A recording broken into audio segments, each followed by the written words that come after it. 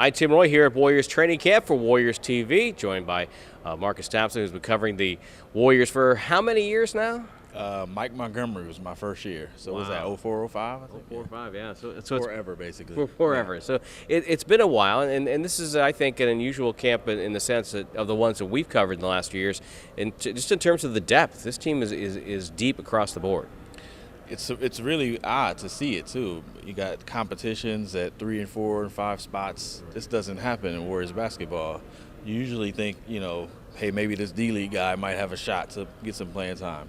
But now they are so deep at every position that there's some intrigue there. You got, Carl Landry is behind David Lee. I mean, that normally would be the 4 and 5, Right. but now it's a good competition at 4. You got 3 guys at small forward, and it's just a lot of intrigue now, a lot of, curiosity. What's going to happen? But it's a good thing because now you have a lot of options. You haven't seen that before. Yeah, Mark Jackson used that term exactly. He has options now that he didn't have. And the other thing I brought up with the coach was the fact that I think it's designed to survive an 82-game schedule, because there's going to be guys with rolling ankles. There's going to be a couple of guys who have the flu. It's designed to survive something like that. And with, the Warriors' injury history, that's exactly what you need. You got a point guard coming off an injury, center coming off an injury, and we forget David Lee is coming off an injury as well. So that's 3 of the top 5 guys who are coming off an injury. And then you fill that in, just say if they all got hurt one day. You got, Jarrett Jack, you got Carl Landry, and you got Festus Ezeli or Beatrice. I mean, you lose something, but you don't lose that much. And, that to me is a testament to what they've done this offseason. And no matter who starts at the small forward spot, I like the fact that when you bring off Jarrett Jack and Carl Landry and Festus Ezeli coming off the bench and whoever is at the 3, it's kind of a tough, hard-nosed bench getting the game. And I like that because that can kind of change the pace. That's why I kind of want Harrison Barnes coming off that bench. Like, I know he's having a great camp and I know he's looking good, but putting him with guys like Jarrett Jack and Carl Landry, letting him learn how to grind and, can you imagine those guys coming in and just changing the tenor of the game? To me, I think that's going to be good for him, especially for the first month of the season. That second unit should be pretty good. They're going to be gritty. They're going to play defense. They're going to hustle. They might not run up to score, but they're going to bring that blue-collar element. And I think, I like that part of his game. We know he can score. He needs to develop that part. So I look forward to, him on that second group. But who else I like on that group is Draymond Green.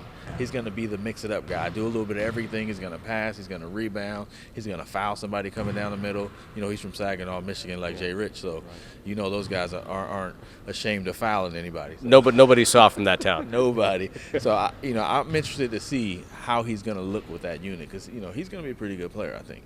You had a chance to talk to Steph Curry this week. What are your impressions? He's very calm and patient. The last we saw from Steph, you remember, he was so eager to get back on the court. He was trying and he was working on his ankle. Now he's fine with being sat out of practice, Yeah. Now he gets the news that he might sit out one of the 2 games and, he's like, okay, I'm being patient. So he's definitely more mature. He definitely has learned a lot from his experience. And I think he's really tired of talking about his ankle. So now he's ready to actually show that it's fine. So he's just got this calmness about him and this serenity, so to speak. He's not really antsy or nervous or anything like that. He seems like a point guard, an actual leader. Same question, Klay Thompson. Klay is still his quiet self, very calm and reserved. He learned a lot at Team USA. If you hear him talk about it, he's got an edge to him now. He's got a little bit of okay, I'll show you guys that I'm not a one-trick pony. I'll show you guys that I'm not just a jump shooter. So everybody else is getting all the attention, Bogut and Steph. He's a guy that's, ready to show some stuff. And I hear that his game is not just spotting up anymore. I think it was David Lee who was telling me that Klay Thompson is going to the basket like never before. So I'm interested to see, that edge to his game, that willingness to do more than just spot up and take jump shots. Yeah, it was pretty evident, I think, in Las Vegas that he wanted to prove he didn't belong in Summer League anymore. Oh, yeah. And the funny part was, after he proved that, he still didn't want to come out. yeah, exactly. But he's got a little bit of a chip on his shoulder, I think, He got left off the the rookie sophomore game, and he got respected around here, but kind of not nationally. And now, people are doubting whether he can do that. He did do his he had his success last year in pretty much a lost season. So now that's kind of tainted. So I think he's ready to show some stuff, and I like a second-year player with a chip on the shoulder. How much better for head coach Mark Jackson to have a full preseason? Oh, it's phenomenally better. I mean, he actually gets to coach some guys. Mark Jackson did a great job last year getting guys to play through, the craziest atmosphere you could imagine. Now he gets to actually develop guys. We get to see him coach. We get to see him put guys in situations. A big thing for this team is going to be chemistry because there's so many new players. He gets to develop that now, and not chemistry based on we just lost by 33 nights in a row. Let's band together. It's a chemistry that's positive, that's built on success. We get to see if he can do that, if he can put a team in position with all these pieces and play this jigsaw game. I'm interested to see that, and he needs a preseason. He needs training camp. He needs all that stuff. He needed them here September 1st, working together. He needed all that because this isn't a team with, Dwight Howard, Steve Nash. This is a team that needs to play well together. They need to know their assignments. They need to know their jobs, and they need to have some kind of camaraderie in order to win. Yeah, I agree with that entirely. Now, you've been covering the Warriors since 2004. Do you have any favorite Warriors to cover in that time? So a couple of guys that maybe stick out to you? Well, favorite in terms of, guys I like. I got the list of guys I like. Jay Rich is one of my all-time favorites. He's just a great guy. There are favorites most entertaining. Okay. That'd have to be Steven Jackson. One of my favorites who's probably under the radar is Cliff Robinson. Oh, yeah. He was just a great guy. He was no frills. He was kind of under the radar. He didn't he's just a great dude. And he was a pro. He's a pro's pro. Somebody. He treated you like a guy. I always appreciated that about him. You can't forget about Adonal Foyle. Somebody you just can't talk to and not like. I mean, who else can you talk to about the debt ceiling on a flight to Detroit? Don't get him started on Democracy Matters. That's a guy you can talk to about the debate or what book he read.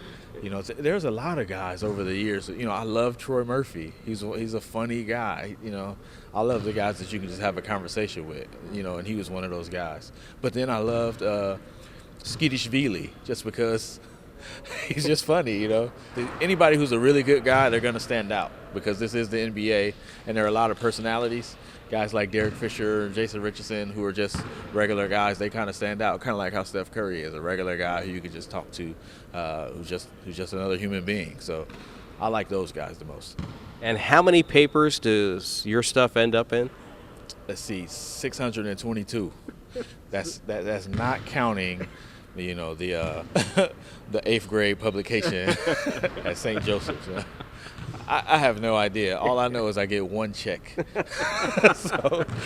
And now when I start getting a check for every paper I'm in, then I'll start counting. But as long as I get one check, I don't know. Officially Bay Area Media Group, News Group? Bay Area News Group, a.k.a. BANG. There you go. Or you could just call it, Thompson Publications, and we'll be fine. It's hard to miss Marcus Thompson's prose on the Golden State Warriors. Thanks for coming by. Appreciate it.